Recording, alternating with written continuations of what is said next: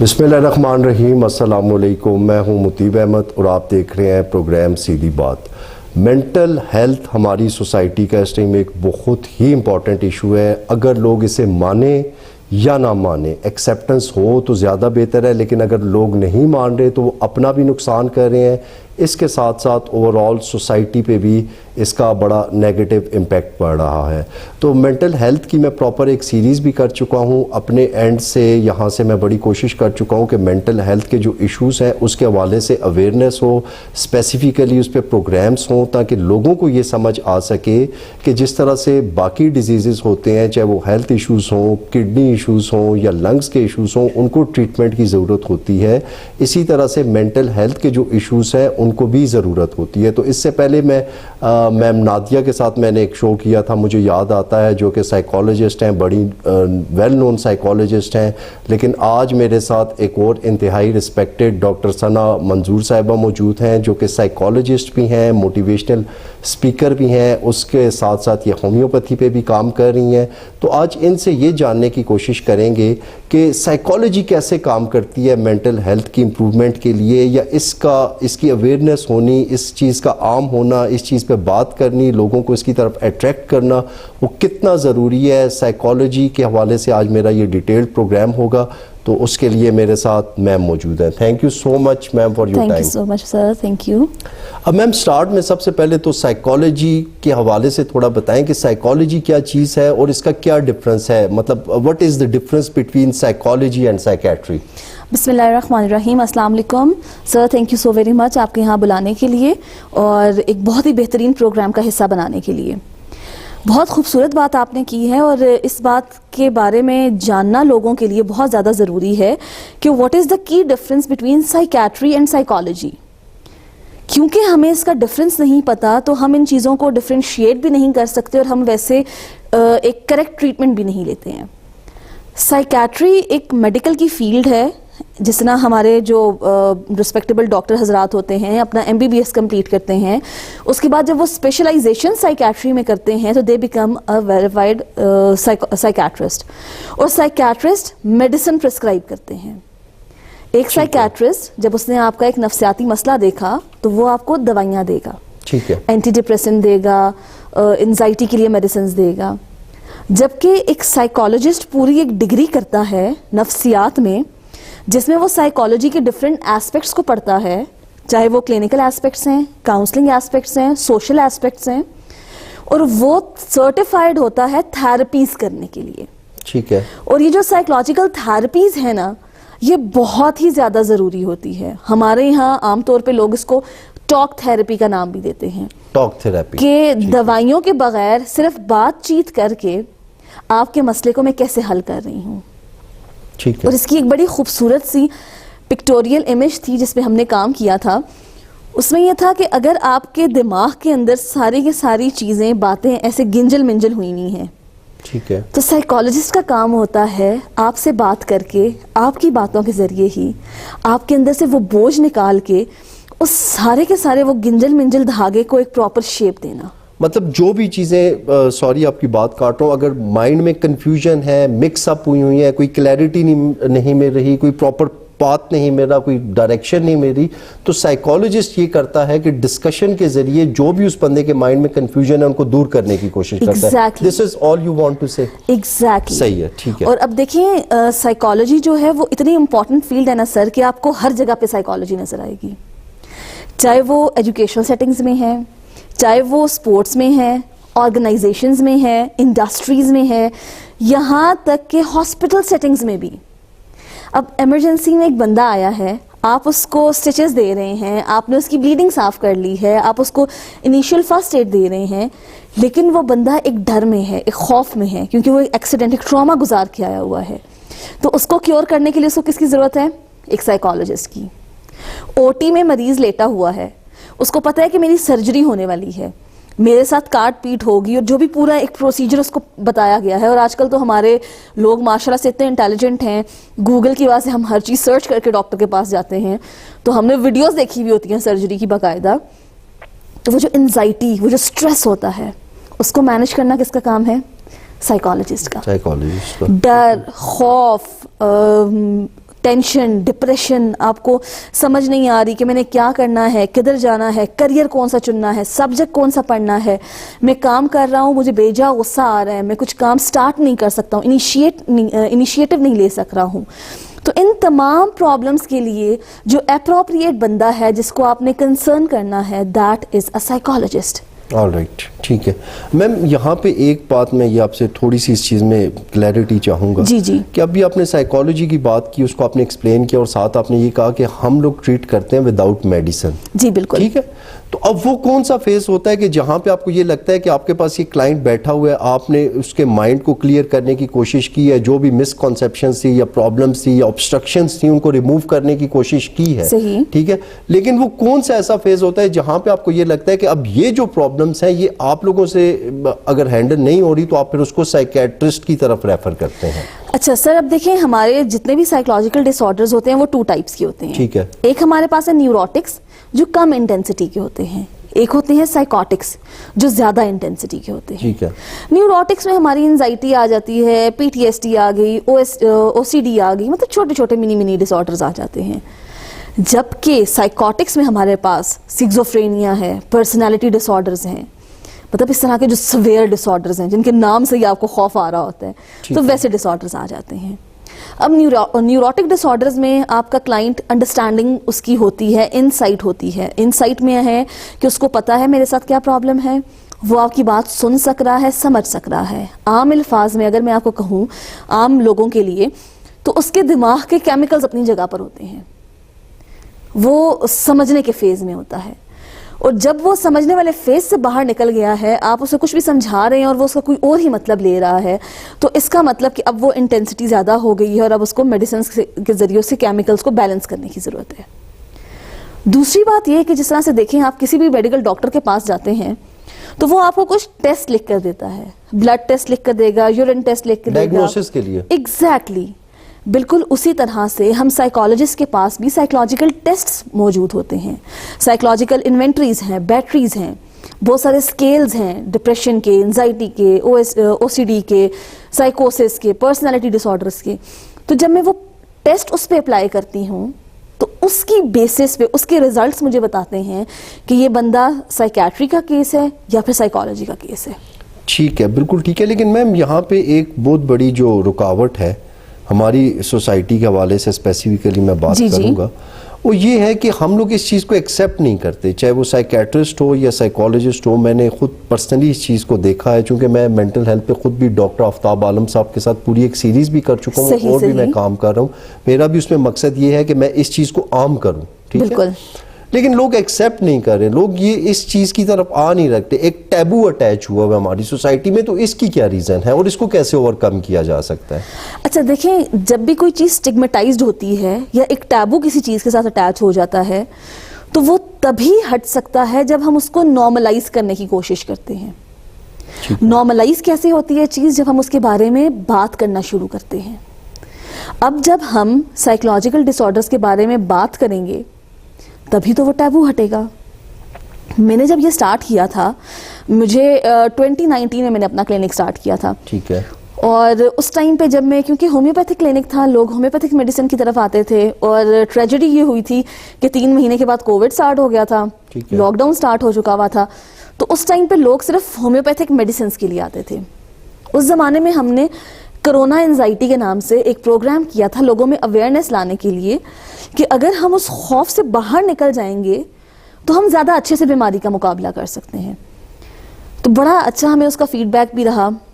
اس time پہ ایسے ہوا کہ دیکھیں, اب جس وقت ہم نے وہ ساری تگ و دو شروع کی, لوگوں کے ساتھ بات چیت شروع کی, ورک شاپس ارینج کی, تو میں لوگوں کو کہا کرتی تھی کہ دیکھیں آپ کو دوائی کی ضرورت نہیں ہے, آپ سائیکو تھراپی کروا لیں. ٹھیک ہے. تو لوگوں کا مائنڈ سیٹ ایسا تھا کہ کہیں شوق لگائے جائیں گے, ہمارے عام عرف عام میں لوگ کہتے ہیں شاٹیں لگائی جائیں گی. ایگزیکٹلی, بالکل. تو لوگوں کا مائنڈ سیٹ ایسا تھا. بالکل ایسا ہی ہے. 2019 سے لے کے 2023 تک تقریباً 5 سال مجھے لگے اپنے ارد گرد کے لوگوں کو کنونس کرنے میں کہ دس از سم تھنگ سو نارمل, یہ بتانے میں کہ بھائی I myself suffered from PTSD. میں نے اس کو کیسے کیور کیا کہ میں نے جا کے سیشنز لیے, میں ابھی بھی یہ آپ اپنا پرسنل اپنا پرسنل میں آپ کو بتا رہی ہوں. اچھا امیزنگ. تو میں نے اس کے بارے میں کیوں بات سوری کی, میم آپ تھوڑا سا, میں یہاں پہ ایک ریکویسٹ آپ سے یہ کروں گا کہ آپ ایبریویشن یوز کر رہی ہیں, اس کو تھوڑا سا الیبریٹ کر دیں کہ ہمارے جو دیکھنے والے ہیں ان کی کلیئرٹی کے لیے یہ چیز سمپلیفائی ہو جائے. PTSD, post traumatic stress disorder. اس سے آپ نے خود سفر کیا؟ یس. ٹھیک ہے. تو میرے فادر کا بڑا سویئر ایکسیڈنٹ ہوا, 2 months کے بعد ان کا بڑا سویئر قسم کا ان کو ہارٹ اٹیک ہوا. تو that was a tragic scene. Attachment ان کے ساتھ بہت زیادہ تھی. تو وہ اس ٹائم پہ تو مطلب بینگ سب سے بڑا child you help a lot, you stand there. لیکن لانگ ٹرم میں کیا ہوا کہ مجھے جب وہ ٹراما کا ٹائم گزر گیا تھا تو مجھے post traumatic stress disorder ہو گیا تھا. بالکل ٹھیک ہے. اس ٹائم پہ میں نے نفسیات کی طرف آئی تھی. میں نے سائیکالوجی میں تب ایڈمیشن لیا ہوا تھا, میرا فرسٹ ایئر چل رہا تھا. تو at that time I realize کہ میرے بیہیویئر میں چینجز آ رہی ہیں, اور the first person to notice was my mother. تو میں لوگوں کو بتاتی ہوں کہ بھائی میری اماں نے کیونکہ میرے بیہیویئر میں چینج دیکھی, ان نے مجھے بتایا. I go to my counselling cell, I talk to them. میں نے اپنی ٹیچر کو بتایا کہ بھائی this is what I am feeling. میں نے پھر پراپر اس کے لیے سیشنز لیے, اور الحمدللہ after 1 month I was so fine, so better. ٹھیک ہے. پھر میرا ماسٹرز کلیئر ہوا. پھر میں نے CMH میں جب انٹرنشپ اسٹارٹ کی تو وہاں پہ اللہ کا کرم یہ رہا میرے ساتھ ہمیشہ کہ مجھے ٹیچرز بہت بہترین ملے. تو وہاں پہ جو ہمارے سپروائزر تھے جن کے ساتھ ہم نے 3 months گزارے, ہی واز میجر عمر. تو وہ سائیکو تھراپسٹ بھی تھے ساتھ, سرٹیفائڈ سائیکو تھراپسٹ.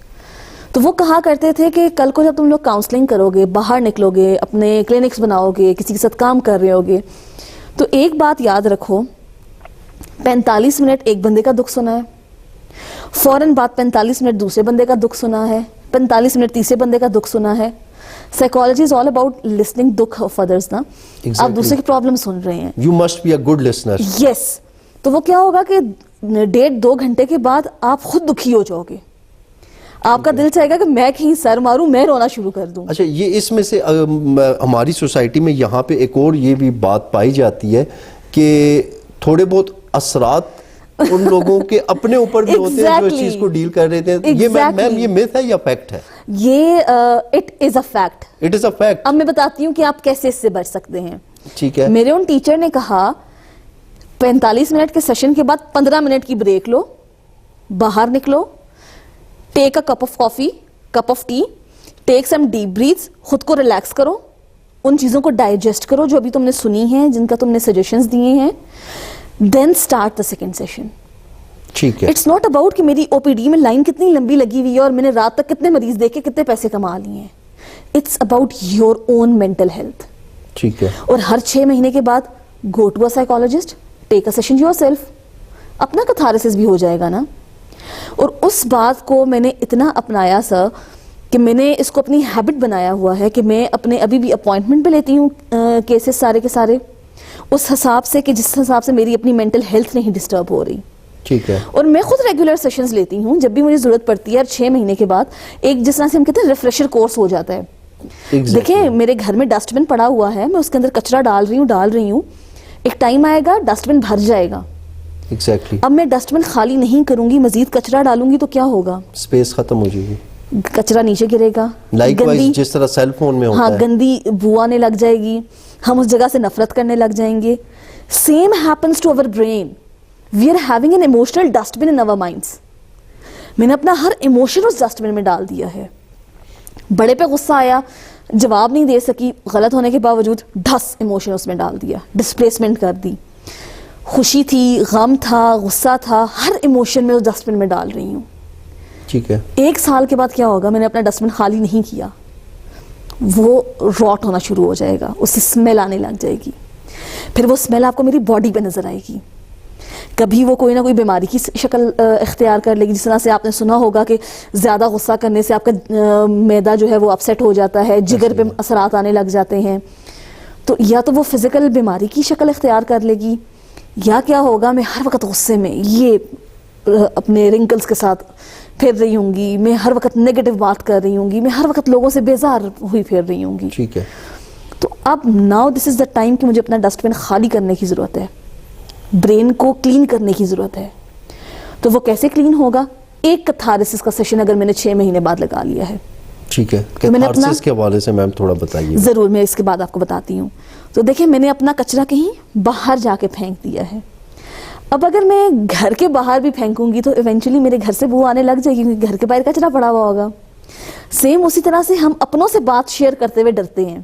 ایسا بالکل بالکل صحیح کہہ کہ مجھے کوئی جج کر لے گا, یہ میرے بارے میں کیا سوچے گا. اس نے میں نے فار ایگزامپل میں نے کسی سے ایک بات شیئر کر دی تو مجھے ہوگا کہ اگر میرے سے ٹرمز اچھے نہ رہے تو اس نے تو میری اس بات کو میرے اگینسٹ یوز کرنا ہے, اور بعد میں ایکسپلائٹ کر سکتا ہے. ایگزیکٹلی, یہ تو ہمارے معاشرے کی بہت ریالٹی ہے. تو وہ کیا ہوگا کہ میں جتنا دور کچرا پھینک کے آؤں گی, جہاں کچرے کی جگہ بنی ہوئی ہے, اتنا میرا گھر صاف ستھرا رہے گا, اتنا میرا گھر کچرے سے پاک رہے گا. کتھارسس اسی طرح سے ہے کہ میں نے اپنے اس ڈسٹ بن کی جا کے الٹی کر دینی ہے ایک تھراپسٹ کے سامنے. ٹھیک ہے, وہ جو الجھے ہوئے دھاگے ہیں وہ اس کے سامنے میں نے پھینک دینے ہیں, پھر وہ مجھے سلجھا کے دے گا. ٹھیک ہے, اور وہ میرے جو سارے کے سارے رانگ کانسیپٹس بن رہے ہیں, کور بلیفز بن رہے ہیں, ان کو سیٹ کرنا شروع کرے گا اور آرگنائز کر کے میرے دماغ کے کمپارٹمنٹس میں ان کو سیٹ کرے گا. اب بالکل ٹھیک ہے, ساری چیزوں کو ریویمپ کرنے کی کوشش کی جائے گی. بالکل ٹھیک ہے. اور اس کے لیے میں آپ کو اور آڈینس کو ایک مووی سجیسٹ کروں گی. جی پلیز, آپ ضرور دیکھیے گا, مجھے وہ مووی بہت پسند ہے. It's an animated movie, inside out اس کا نام ہے. ان سائڈ آؤٹ, یس جی میم نے ایک مووی سجیسٹ کی ہے ان سائڈ آؤٹ. یہ اگر کوئی دیکھنا چاہے سائیکالوجی کے حوالے سے تو یہ بڑی ایموشنز کے حوالے سے آپ بہت چیزیں اس میں سیکھنے والی. میم میں تھوڑا سا سوسائٹی کے رول کی طرف آؤں گا. اگر یہ دیکھا جائے تو سائیکولوجیکل ڈس آرڈرز کا بہت سارے سم ٹائمز لوگ یہ کہہ رہے ہوتے ہیں کہ سوسائٹی کے اینڈ سے ہمیں بڑی پرابلم آتی ہے, ہمیں جاب لیسنس کے تانے ملتے ہیں, ہمیں فیملی ایشوز کے تانے ملتے ہیں, ہمیں پروفیشن کے تانے ملتے ہیں, ہمیں برا بھلا کہا جاتا ہے, ہمیں کرٹیسائز کیا جاتا ہے. تو کیا اس میں سوسائٹی میں بھی بہت زیادہ نیگیٹیوٹی نہیں پھیل چکی کہ جس کی وجہ سے یہ ایشوز بڑھتے جا رہے ہیں؟ نمبر 1. اسی کے ساتھ جو میرا لنک ایشو ہے وہ یہ ہے کہ پھر سوسائٹی کے ساتھ ساتھ باقی وہ کون سے ایسے فیکٹرز ہیں کہ جن کی وجہ سے یہ ہمارے مینٹل ہیلتھ کے جو ایشوز ہیں یہ اتنے زیادہ بڑھتے جا رہے ہیں؟ اچھا جی, اب دیکھیں, کوئی بھی بیماری ہے, چاہے وہ ایک انزائٹی ہے یا چاہے وہ کوئی پرسنالٹی ڈس آرڈر ہے, اسکیزوفرینیا ہے, ٹھیک ہے, وہ نا اس طرح سے انسرکل ہوئی ہوئی ہے. یا اس میں انوائرمنٹل کازز آ جائیں گے, یا آپ کے بایولوجیکل کازز آ جائیں گے, یا آپ کی جینیٹکس اس میں انوالو ہوگی, یا کوئی ٹراما, اسٹریس, ایکسیڈنٹل کازز آ جائیں گے. ٹھیک ہے. اب ایک بندے کے اندر اگر جینز میں یہ چیز چلتی ہوئی آ رہی ہے, اور انفارچونیٹلی میں مطلب آنے والی نسل کے لیے مجھے ڈر لگتا ہے, خوف آتا ہے سر اس بات کو سوچ کے کہ آج کل کے پیرنٹس اتنے ڈپریس ہیں. تو آپ خود سوچیں آنے والے بچوں کے جینز میں ڈپریشن کتنا جا رہا ہوگا, سٹریس کتنا جا رہا ہوگا. ہم جن چیزوں سے سفر کر رہے ہیں تو جو آنے والی نسل ہوگی وہ کتنا سفر کرے گی, کیونکہ تو ان کے جینز میں بھی یہ چیز جا رہی ہے ہم سے. کتنی کمپلیکیشنز ہوں گی. ایگزیکٹلی. تو مجھے تو کبھی کبھی یہ سوچ کے خوف آتا ہے کہ ہم اپنے اس کنٹری میں کیسے نوجوان آگے پیدا کرنے جا رہے ہیں, ہم کیسے لوگوں کو لے کر آ رہے ہیں اور اپنے یوتھ کو ہم کیسے سپوائل کر رہے ہیں. تو یہ تو ہو گیا ہمارا جو جینیٹک کاز آ جاتا ہے. ٹھیک ہے. ابھی اگر میں نے ایک جو کپل تھا اس نے اپنی ہیبٹس کو وہ سیف اینڈ ساؤنڈ نہیں کیا, اپنے جو ان کی پیرنٹنگ ٹیکنیکس تھی اس کو پہلے سے ڈسکس نہیں کیا ہوا. جس طرح سے دیکھیں باہر کے ملکوں میں ابھی بھی کانسیپٹ ہے میرج کاؤنسلرز کا, کپل تھراپیز ہوتی ہیں اس میں. Even if you are planning your family, آپ شادی پلان کر رہے ہیں اس سے پہلے بھی وہ پراپرلی کاؤنسل کرتے ہیں آپ کی ساری چیزوں کو دیکھ کے کہ آپ کو پتہ ہے کہ کل کو میں نے کون کون سے کانسیکوینسز بھگتنے ہیں اور کل کو میں کیسی جنریشن کو ریس کر رہی ہوں. ٹھیک ہے. یہاں پہ کوئی کانسیپٹ نہیں ہے. فیملی تھراپیز ہوتی ہیں جس میں پوری فیملی کو بٹھا کے بتایا جاتا ہے کہ یہ نمبر اے جو تھا فیملی میں, he suffering from some disorder, تو B C D E F جتنے بھی لوگ ہیں فیملی کے ان کو بٹھا کے پوری ساری فیملی کو کاؤنسل کیا جاتا ہے. مطلب پراپرلی ایک ڈسکشن ہوتی ہے تاکہ ساری چیزیں ڈسکلوز ہو جائیں, تاکہ پوری فیملی کو پتہ ہو کہ میں نے اس کیس کو ہینڈل کیسے کرنا ہے. ٹھیک ہے, صحیح ہے. اور جب میرے خیال میں جب ہم فیملی تھراپیز کی طرف جاتے ہیں, جب پوری فیملی اس چیز سے ویل نون اویئر ہوتی ہے تو وہ بندہ کم سفر کرتا ہے. ایسا ہی ہے کہ ظاہر بات ہے سمجھنے والے, انڈرسٹینڈنگ والے لوگ اس کے ارد گرد زیادہ ہوتے ہیں. پھر ہمارے انوائرمنٹل کازز آ جاتے ہیں. ابھی دیکھیں ایک بچہ ہے جس نے اس گھر میں آنکھ کھولی جس گھر میں لڑائی جھگڑے ہو رہے ہیں, اور ہمارے سب کانٹیننٹ کی نا خوبصورتی تھی جی جو ہمارا فیملی سسٹم تھا. ایسا ہی ہے. اور اب ہم نے اپنی اس خوبصورتی کو سپوائل کر دیا ہے. मतलब کہ اگر میں بات کروں نا تو میرے اپنے ماشاء اللہ سے 3 بھائی ہیں. میں کبھی یہ نہیں چاہوں گی کہ میرے بھائی الگ ہوں, میرے پیرنٹس سفر کریں, لیکن ہم اپنی لڑکیوں کو ایسے ریز کرتے ہیں کہ بھائی تمہیں سیپریٹ فیملی چاہیے, نہ ماں ہے نہ بہن ہے نہ کوئی اور ہے, بس اکیلا ایک بندہ جس سے شادی ہو رہی ہے. تو آپ بچپن سے ہی کیوں یہ گند بچوں کے بیچ میں انکلکیٹ کر رہے ہیں, اور پھر آپ اس کو بتا بھی رہے ہیں وجہ بے وجہ, فلانا رشتہ دار برا ہے, فلانا برا ہے, فلانے سے مت ملو, فلانے سے نہ ملو. اس کا ایک بیلیف سسٹم سیٹ کر رہے ہیں. ایگزیکٹلی. بچہ تو بھائی بہت نازک سی چیز, اللہ میاں نے آپ کو ایک کوڑا کاغذ مطلب دیا ایک ہے. نفرت کی, میں آپ کی بات, یہ بڑی امپورٹنٹ بات ہے, اس پہ میں چاہوں گا کہ اس کو آپ مزید فردر ہائی لائٹ کریں کہ بچپن سے ہی ہم اپنے جو بچے ہیں ان کے مائنڈ میں نفرت کے بیج بو دیتے ہیں, چاہے وہ مذہب کی بنیاد ہو, چاہے وہ سیاست کی بنیاد ہو, یا اپنے ریلیشن شپس ہوں, تو وہ آگے چل کے پھر آج ہماری سوسائٹی اور آل اس کا خمیازہ بھگت رہی ہے. ایسی ہی بات ہے. اور سر جب میں نے ایز اے اسکول سائیکالوجسٹ کام شروع کیا تو بورڈنگ کے ساتھ جب مجھے ڈیل کرنے کو ملا, میں بہت ڈسٹرب, مطلب میں آپ کو کیا بتاؤں, میرے پاس ورڈز نہیں ہیں اپنی ان فیلنگز کو ایکسپلین کرنے کے لیے. جب میں ان کیسز کو دیکھتی تھی جہاں ایک 3-4 کلاس کا بچہ کورٹ کچہری کے چکر اس لیے لگا رہا ہے کہ اس کے ماں باپ کسٹڈی کیس کے لیے لڑ رہے ہیں, مطلب آپ امیجن کریں کتنا ہاربل سینیریو ہے. ہمارے یہاں پہ آپ بھی کبھی پریفر کریں گے کورٹ کچہری جانا؟ نیور. جیل کا چکر لگانا پریفر کریں گے؟ کبھی بھی نہیں. تو وہ ایک چھوٹے سے بچے کو آپ کیوں پسا رہے ہیں اس چکی میں؟ آپ نے نہیں ساتھ رہنا تھا, آپ کے سائیکولوجیکل ایشوز ہیں, تو آپ اس کو کیوں آگے ٹرانسفر کر رہے ہیں؟ اب جب وہ بچہ بڑا ہوگا, وہ ریلیشن شپ انزائٹی کے ساتھ بڑا ہوگا, وہ کبھی کسی پہ ٹرسٹ نہیں کر سکے گا, ٹرسٹ ایشوز ہوں گے اس بچے کے. ایگزیکٹلی. دیکھیں اس کو ماں باپ پہ ٹرسٹ نہیں تھا نا. ایگزیکٹلی. سب سے پہلی چیز ہمارے سامنے کیا ہوتی ہے, ایک بچے کے سامنے اس کے پیرنٹس ہوتے ہیں. Exactly. جب اس کو اپنے ماں باپ پہ ہی ٹرسٹ نہیں رہا, اس کو اپنے باقی رشتہ داروں پہ ٹرسٹ نہیں رہا, اب جب وہ کورٹ کچہری جا رہا ہے, طرح طرح کے لوگوں کو دیکھ رہا ہے, طرح طرح کی باتیں سن رہا ہے, وہ اپنے بارے میں, اپنے پیرنٹس کے بارے میں, اپنے سبلنگس کے بارے میں, خاندان والوں کے بارے میں, تو مطلب اس کا اب چھوٹے وہ ننھا سا ذہن کس طرح سے سفر کر رہا ہے. بالکل ایسا ہی ہے میم. یہ چیز تو ہم لوگ خود بھی دیکھ چکے ہیں کہ اب جس طرح سے آپ نے کورٹس کی بات کی ہے کہ چھوٹے بچے وہاں پہ بے گناہ, ان کا تو کوئی قصور نہیں ہوتا کہ ان کو لایا جاتا ہے. بالکل. لیکن اس کے ساتھ ساتھ وہ بچے جو ہیں, پھر وہ مدر ہو یا فادر ہو, وہ کسی ایک کے ساتھ وہ زیادہ اٹیچ ہو جاتے ہیں اور کسی ایک کے ساتھ وہ نفرت کرنے لگ جاتے ہیں, ان کو برا بھلا کہنے لگ جاتے ہیں. میں نے پریکٹیکلی میں نے یہ چیز ریسرچ میں نے دیکھی ہے. ایک بچے کو آپ نے سیگریگیٹ کر لیا ہے, اس نے ساری زندگی ماں کے پاس گزاری ہے, دوسرے نے ساری زندگی باپ کے پاس گزاری ہے. 18-20 سال ماں باپ, مطلب ماں اس کو پال رہی ہے, باپ اس کو پال رہا ہے, تو 18-20 سال بعد اس کو خیال آئے گا بھائی میری ماں نے تو بڑا ظلم کیا, مجھے باپ سے دور کر لیا تھا, اب اس کو باپ یاد آنے لگ جائے گا. باپ یاد آنے لگ جائے گا 18-20 سال بعد. اب دیکھیں اس نے بچپن میں دیکھا ہے نا, فلانے کا باپ آ رہا ہے, اس کے لیے گفٹ لے کر آ رہا ہے, فلانے کی ماں اتنا خیال رکھ رہی ہے, تو اس کے اندر وہ کمی تھی نا.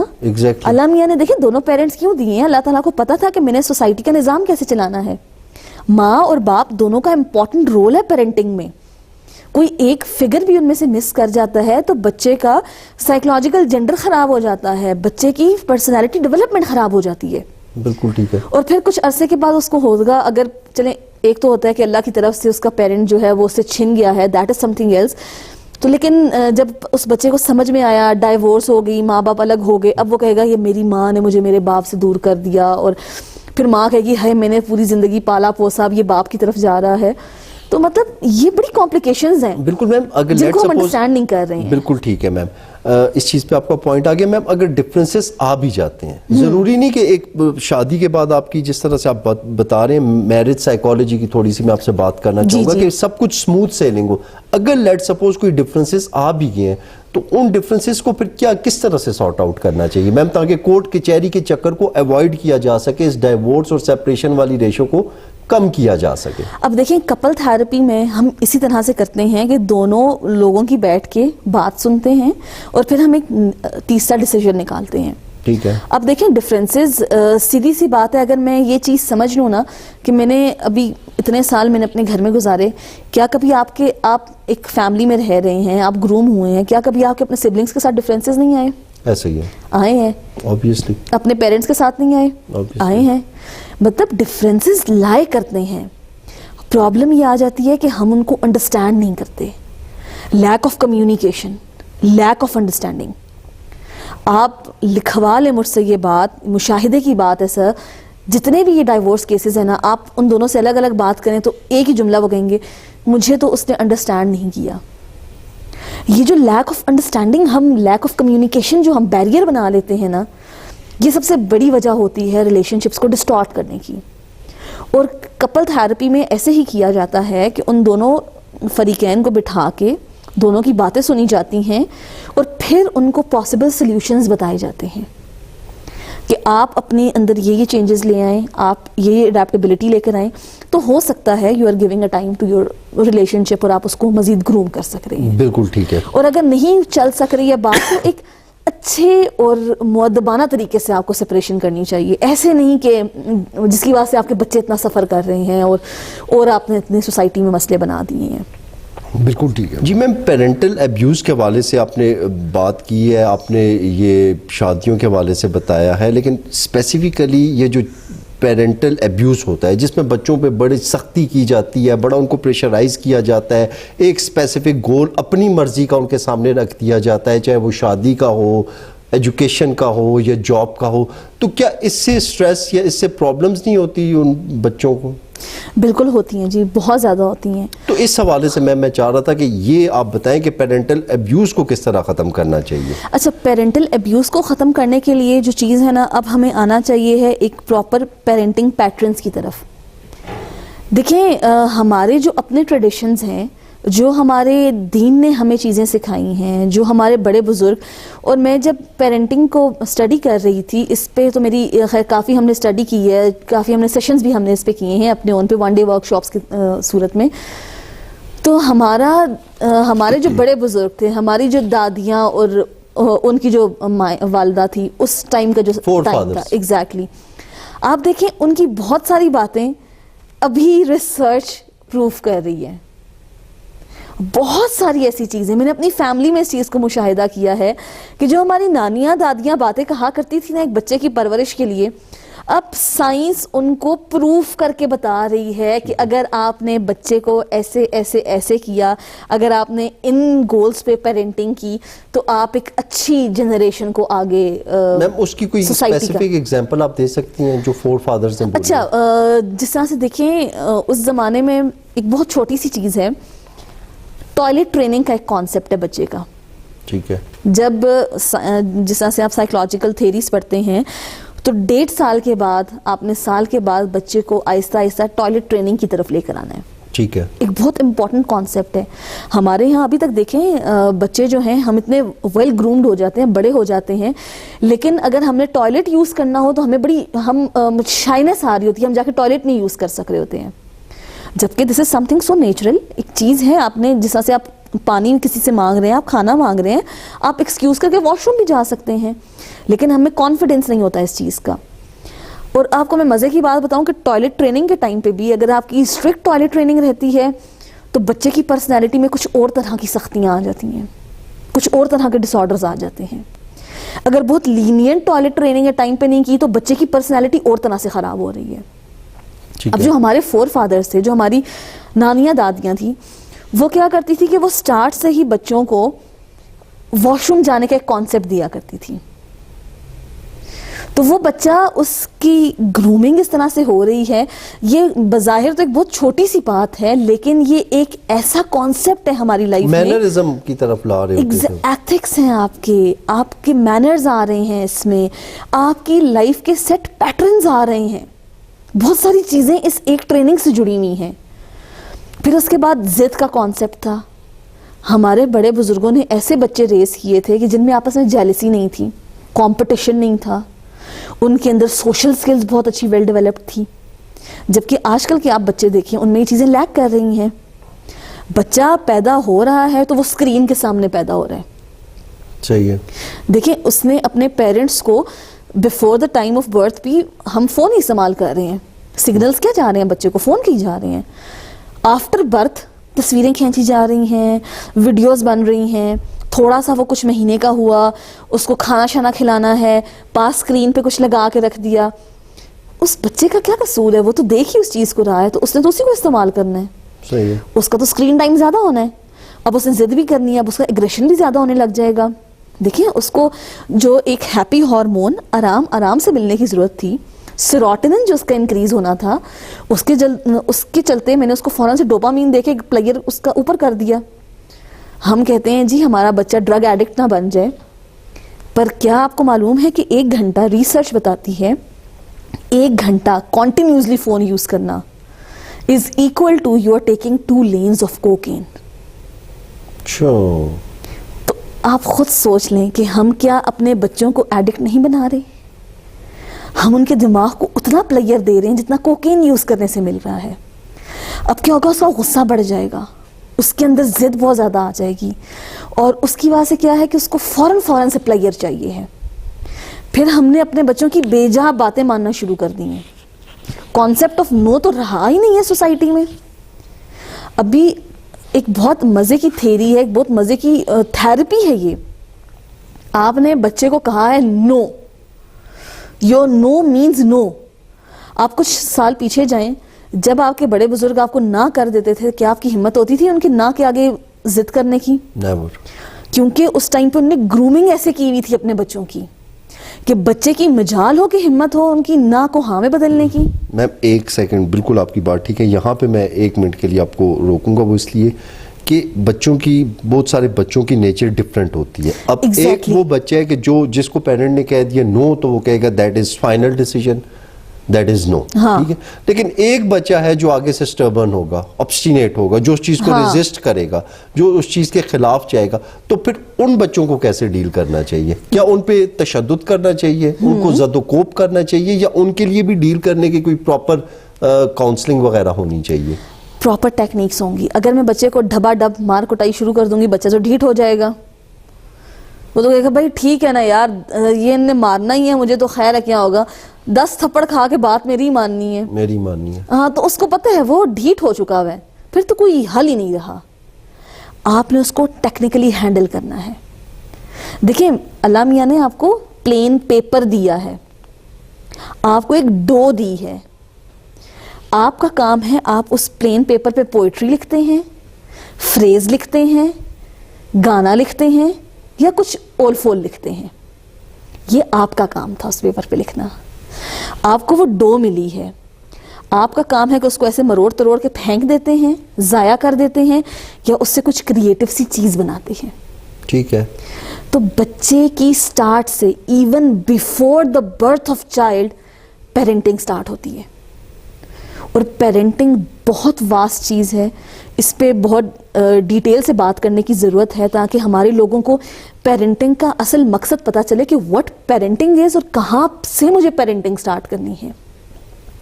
کیسا انوائرمنٹ ہونا چاہیے ہے جو میں نے اپنے گھر میں پہلے سے بنا کے رکھا ہوا ہے کہ اس پازیٹیو انوائرمنٹ میں جب میرا بچہ آئے گا، میرے بیہیویئرس کو دیکھ کے جب اس بچے نے سیکھنا ہے تو ایسی کون سی چینجز میں نے اپنی پرسنالٹی میں لائی ہیں جس کی وجہ سے میں نے وہ ضدی، ہٹ دھرم، غصے والا ایسا نیگیٹو انسان نہیں پیدا کیا، بلکہ ایک اچھا آپٹمسٹ، پازیٹیو، لوگوں کی رسپیکٹ کرنے والا، اپنی ورتھ پہچاننے والا، اور اچھے طریقے سے اچھی سوشل سکلز کے ساتھ لوگوں کے ساتھ بیہیو کرنے والا بچہ بنایا. بالکل ٹھیک ہے میم. ٹاپکس تو بہت سارے ہیں آپ کے ساتھ ڈسکس کرنے کے لیے. ایک لاسٹ پوائنٹ پوچھوں گا چونکہ ٹائم تھوڑا سا اب رہ گیا پروگرام کا، تو انشاءاللہ پھر نیکسٹ ٹائم بھی ہم کریں گے. ٹاپک وائز میں آپ کے ساتھ پروگرام کروں گا. لاسٹ میں پیرنٹل ایبیوز کے حوالے سے میم میں یہ کہنا چاہوں گا کہ بچوں کی جو سراؤنڈنگس ہیں اس حوالے سے بتائیں کہ بچوں کے ارد گرد کا ماحول کا اچھا ہونا کتنا ضروری ہے، جس میں ان کے اسکول کا ماحول، ان کے نیبرز کا ماحول، کن لوگوں میں وہ اٹھ بیٹھ رہے ہیں. کیونکہ ہم نے تو یہ دیکھا ہے کہ جو چائلڈ ایبیوزز کے کیسز آتے ہیں موسٹلی ان میں اپنے ہی لوگ انوالو ہوتے ہیں، اپنے ریلیٹیوز ہوتے ہیں، اپنے فرینڈز ہوتے ہیں. تو اس ماحول کی، اس سرکل کی کیا امپورٹنس ہے؟ بہت زیادہ امپورٹنس ہے. دیکھیں جی، بچہ جو ہے نا وہ اپنے پیئرز سے زیادہ سیکھتا ہے، انوائرمنٹ سے زیادہ سیکھتا ہے، وہ لوگوں کے بیہیویئر سے سیکھ رہا ہے جو چیز اس کو اٹریکٹ کر رہی ہے. تو جب آپ نے اپنے بچے کی سوشل ڈیولپمنٹ کی سوچ لیا ہے کہ اب میں نے اپنے بچے کو سوشل ڈیولپمنٹ کی طرف لے کے جانا ہے، تو اس کی پلینگ ٹائم کیا ہونا چاہیے ہے، اس کو میں کن لوگوں کے ساتھ کھلا رہا ہوں اور کس طرح سے کھلا رہا ہوں، یہ چیزیں بہت میٹر کرتی ہیں. ٹھیک ہے. آپ اچھے سے اچھا اسکول چنیں اس کے لیے، اسکول کے ماحول کو توجہ میں رکھیں، اور پیرنٹس کی طرف سے جو لیک آ جاتا ہے نا ٹیچر سے بات نہیں کرنی, انوائرمنٹ کو نہیں دیکھنا, وہ بہت بڑی کمی رہ جاتی ہے بچے کی پرسنالٹی میں. آپ نے اسکول میں ڈال دیا اس کا یہ مطلب نہیں آپ نے بچے کو پھینک دیا ہے. آپ اپنے اسکیجول میں سے دونوں پیرنٹس میں سے کوئی ایک لازمی ٹائم رکھے کہ میں نے بچے کو پڑھانا ہے, ہوم ورک کروانا ہے, میرے بچے سے اس کے دن کی روٹین پوچھنی ہے. ایک میں آپ کو کیس بتاؤں تو ایک بچہ تھا, وہ بہت ہی سویئر ابیوز میں پھر چلا گیا تھا, ڈرگ ایڈکٹ بن چکا ہوا تھا. ہم جب اپنی ڈرگ ہسٹری کر رہے تھے اس دوران ایسے کیسز سامنے آئے تھے. اس لڑکے نے کیوں ڈرگ سٹارٹ کیے تھے, اس نے کہا تھا کہ میرا دوست مجھے کہتا ہے کہ ایک دفعہ میں سگریٹ پی کے گھر گیا تو میں گھر جاتا ہوں تو میری اماں میرے گلے شلے لگتی ہیں تو وہ پہلے سونگتی ہیں کہ اس کے پاس سے کوئی ایسی اسمیل تو نہیں آ رہی. ایج آپ کو پتہ ہے ایک ایج ہوتی ہے, اس میں زیادہ تھرل ہوتا ہے کہ چلو اس سائڈ پہ آپ چلے جاتے ہیں. تو اس نے کہا بھائی میری ماں تو بہت نوٹس کرتی ہے تو بھائی میں تو ایسی کسی ایکٹیویٹی کی طرف نہیں جا رہا ہوں. تو اس نے صرف اس شغل میں کہ کیا میری مدر بھی مجھ پہ نوٹس کریں گی, انہیں بھی میرا اتنا خیال ہوگا, وہ ایک دن سگریٹ پی کے گھر چلا گیا. ٹھیک ہے, ماں باپ نے بادر ہی نہیں کیا کہ بچہ کب آیا, کس وقت آیا, کیا کر رہا ہے, کیا نہیں کر رہا. تو اس سٹریس نے اس کو ڈرگ ایڈکٹ بنا دیا تھا. تو آپ کو اپنے بچوں کے ساتھ ایک ایسا ماحول بنانا ہے. دیکھیں جب ہم اپنے دین کی بات کرتے ہیں تو حضرت علی نے کہا ہے کہ جب بیٹے کا قد باپ تک پہنچ آتا ہے تو باپ اپنے بیٹے کو دوست کی طرح رکھے. بالکل ٹھیک ہے. تو آپ کو اپنے بچوں کے ساتھ وہ ایک فرینک ماحول بنانے کی ضرورت ہے. آپ کو پتا ہو کہ میرا بچہ اسکول میں کیا کر رہا ہے, کن لوگوں کے ساتھ اٹھ بیٹھ رہا ہے, اور اگر آپ کو لگ رہا ہے کہ اس کے ارد گرد کوئی ایسا بندہ آ گیا ہے جو آپ کے بچے کی پرسنالٹی پہ غلط اثر ڈال رہا ہے, تو آپ دونوں کے بیچ میں اتنا اچھا ریلیشن ہونا چاہیے کہ آپ کمیونیکیٹ کر سکیں. آپ بتائیں کہ جو اچانک سے تمہارا یہ نیا دوست بنا ہے, مجھے کچھ ٹھیک نہیں لگ رہا, ان چیزوں کو تم دیکھ لو. تو ایک میوچل انڈرسٹینڈنگ کے ساتھ آپ بچے کے ساتھ چلیں. یہ نہیں کہ بس میری خواہش تھی کہ میں ڈاکٹر نہیں بن سکا تو تم نے ڈاکٹر بننا ہے, تو بس آپ نے اس کو پھینک دیا ہے, اپنی خواہش ہے اس پہ امپوز کر دیا. آپ بچے کے دیکھیں آپ نے زندگی گزار لی ہے, نہیں پوری ہو سکی, ایک خواہش نہیں ہو سکی, پر اب آپ اس کو دیکھیں اس کے اندر کیا کیا ٹیلنٹس ہیں, آپ اس کو سکلز دیں, اس کو امپروو کریں, نہ کہ مزید ابیوز کریں. سوسائٹی موجود ہے ابیوز کرنے کے لیے, سوسائٹی موجود ہے پریشر کے لیے, اور ہم تو رہتے ہی ایسے معاشرے میں ہیں جہاں پہ ہر سٹیپ پہ سوسائٹی آپ کو ابیوز کر رہی ہوتی ہے. میں آپ کو اپنی اگزامپل دوں, جب میں نے ہومیوپیتھی پڑھنے کا ڈیسیجن لیا تو مجھے لوگوں نے کہا کہ یہ کیوں پڑھ رہی ہو, اس کا کیا اسکوپ ہے, اس کو پڑھ کے کیا کرو گی. وہی جو ہماری سوسائٹی میں کوئی بھی کام کرنے لگو تو وہ جو ہے اس کے ساتھ میں نے سائیکالوجی پڑھی, ٹیگ لگایا ہوا ہوتا ہے. میں نے سائیکالوجی پڑھی, کیوں پڑھ رہی ہو, یہ سائیکالوجی تو وہ رکھتے ہیں جن کے نمبر اچھے نہیں آتے, تو اچھے نمبر لے کے کیوں پڑھ رہی ہو, اس کو آگے جا کے کیا کرو گی. تو مطلب ہر چیز پہ پریشر پریشر پریشر. تو سوسائٹی نے تو ویسے ہی میری ہر چیز کو, پھر جب میں نے اپنا کلینک سٹارٹ کیا, my father is a very supportive man, ان نے مجھے میرا کلینک سٹارٹ کر کے دیا تو لوگوں کو یہ تھا کہ او مارکیٹ میں جا کے لڑکی کلینک کھول رہی ہے. تو سوسائٹی پریشر دے رہی ہے. آپ خدارا جو آپ پیرنٹس ہیں جو سن رہے ہیں اس پروگرام کو, آپ اپنے پریشر کو کم کریں اپنے بچوں کے اوپر سے. آپ اپنے بچوں کو سمجھیں, انڈرسٹینڈ کریں. اور میرے پاس کیونکہ میرا بچوں کے ساتھ زیادہ لنک ہے, بچے میرے پاس زیادہ آتے ہیں سیشنز کے لیے, تو ہر بچے کو ایک ہی مسئلہ ہوتا ہے, میرے پیرنٹس انڈرسٹینڈ نہیں کرتے ہیں, میرے پیرنٹس سمجھتے نہیں ہیں, میرے پیرنٹس سنتے نہیں ہیں. تو آپ بچے کو سمجھنا شروع کر دیں نا, تو جب آپ والا یہ ابیوز والا پریشر ہٹ جائے گا تو آپ یقین مانیں آپ کا بچہ آپ سے اپنی ہر بات بھی کرے گا, اور آپ کا بچہ ایک پازیٹیو ٹریک پہ بھی جانا شروع ہو جائے گا. بالکل ٹھیک ہے. Thank you so much ma'am for your time. Thank you so very much. Discussion ہوئی ہے, بڑے امپورٹنٹ ٹاپک سے. انشاءاللہ نیکسٹ بھی ہم آپ کو انوائٹ کریں گے, کیونکہ یہ وہ چیزیں ہیں کہ ہم لوگوں کی سوسائٹی کو اب نیگیٹو چیزوں سے نکل کے ان چیزوں کی طرف آنا چاہیے, ان چیزوں کو ڈسکس کرنا چاہیے, کیونکہ یہی وہ فیکٹرز ہیں کہ جن کی وجہ سے ایک ہیلدی انوائرمنٹ کریٹ ہو سکے. ایگزیکٹلی. جی, آپ نے دیکھا کہ آج پھر ہم لوگوں کا ایک انتہائی امپورٹنٹ پروگرام تھا, سوسائٹی کے حوالے سے, سائیکالوجی کے حوالے سے اس میں ہم نے ڈسکشن کی. آپ کو یہ پروگرام کیسا لگا, اس حوالے سے اپنا فیڈ بیک ضرور دیجیے گا, اور اگر آپ کا کوئی بھی ریلیٹڈ کویسچن ہو اس پروگرام کے حوالے سے تو آپ وہ ضرور پوچھیے گا. وہ آپ کو وہیں پہ میم کو, اگر آپ سے کوئی ہمارا ویور کویسچن پوچھتا ہے تو کائنڈلی آپ اس کو وہیں پہ آنسر کریں گے. انشاءاللہ میں ضرور آپ کو ادھر ہی آپ کو آنسر مل جائے گا, انشاءاللہ لازمی ٹائم بھی مل جائے گا. تو آپ کو وہیں پہ اس کا آنسر بھی مل جائے گا اور آپ کی کیوری دور بھی ہو جائے گی. اور اگر آپ اس کے ساتھ ساتھ پرسنلی وزٹ کرنا چاہیں میڈم سے ملنا چاہیں تو ہم ان کا کانٹیکٹ اور ان کا جو کلینک ہے اس کی لوکیشن وغیرہ بھی آپ کے ساتھ شیئر کر لیں گے. تو نیکسٹ پروگرام تک کے لیے اجازت دیجیے. اللہ حافظ.